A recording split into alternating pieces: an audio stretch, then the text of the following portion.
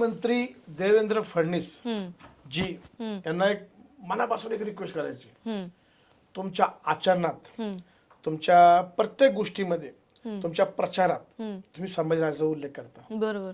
तुमचं ते भाषण आहे ना, आजही माझ्या अंगावर एक काटे उठले होते की तुम्ही एक बोलले होते की ए सुन ले ओबीसी, कुत्ता भी ना पिशाब करेगा तेरे औरंगजेब के कबर पे, नाही का, म्हणजे आमचा समाज.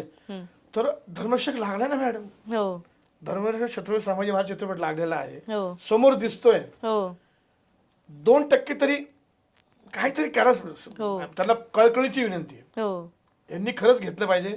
हा पिक्चर आहे ना, महाराष्ट्राच्या जेवढ्या गव्हर्नमेंट शाळा आहेत हो हो त्यांना ह्यांना धर्म उत्सव नावाने थिएटर मध्ये आला, हो काय हरकत आहे? हो सोपं आहे ना. हो एवढा खर्च झाला ते काय होते, आणि एक चांगली संस्कृती, चांगले विचार त्या मुलांवरच जाईल ना. बरोबर. आणि टॅक्स फ्री करावा. हो हो हा पिक्चर टॅक्स फ्री करावा. हो कारण मी सांगतो मॅडम, आम्ही योगी आदित्यनाथ सिंह जे आमचे आहेत स्पेशल, त्यांना कॉन्ट्रॅक्ट मध्ये आहेत. बर. पण ते महाकुंभमेळ्यामुळे ते आम्हाला थोडस मागं पुढे होते. आम्ही त्यांना विनंती करणार आहे बर.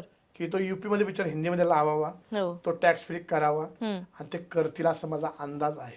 हो खूपच ते छान. जर करतील, हो युपी मध्ये हा जर पिक्चर टॅक्स फ्री झाला हो तर महाराष्ट्रात मग थोडस करायलाच पाहिजे. महाराष्ट्रात तर करायलाच पाहिजे. थोडस हे होईल. त्यामुळे तुम्ही करावं पहिला, हम्म. तुमचा हक्क आहे. कारण तुम्ही बोलताय तुमच्या आणि तुम्ही करता असं थोडी आशा, तुमच्यावर जास्त विश्वास आहे. बरोबर बरोबर. कारण कुठलाही मायकलांनी त्यावेळी छत्रपती संभाजी महाराजवर जर भाषण केलं नव्हतं, बरोबर तर तुम्ही एकटे होता बरोबर. देवेंद्र फडणवीस साहेब. त्यामुळे सो तुम्ही करताल अशी नक्कीच आशा आहे. गव्हर्नमेंटला आम्ही सगळ्यांनी तुम्ही मिळून request करा की- रिक्वेस्ट करतोय की हे हा पहिला तर मूवी हा टॅक्स फ्री करा, म्हणजे सामान्य जनतेला निवांत जाऊन बघता येईल. Theater आणि आणि हो आणि थिएटर कंटिन्युअस फुल गेले तर आम्हालाही थिएटर मिळत राहील.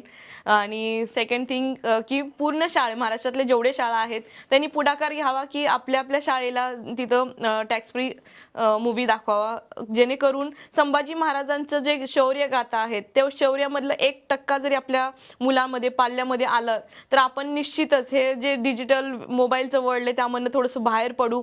आणि त्यांना कळायला पाहिजे की आपला इतिहास काय आहे. नुसतं पुस्तकी इतिहास दाखवण्यापेक्षा तुम्ही जर एक मूवी रूपी जर तुम्ही दाखवलं तर निश्चितच त्यांच्यावर व्हिज्युअल इफेक्ट म्हणतो ते खूपच छान होईल. आणि जर तुम्हाला खरंच असं वाटत असेल की आपलं पाल्य पण किंवा आपला मुलगा मुलगी तेवढे शौर्य शूर असायला पाहिजेत किंवा शूर व्हायला पाहिजेत, तर त्यांना काहीतरी वेगळं दाखवायला पाहिजेत. हे बाकीचे मूवीज मध्ये एवढा पॉईंट नाहीये जेवढं आपलं इतिहासामधनं काय घेता येईल त्यांना ते सांगायला पाहिजे.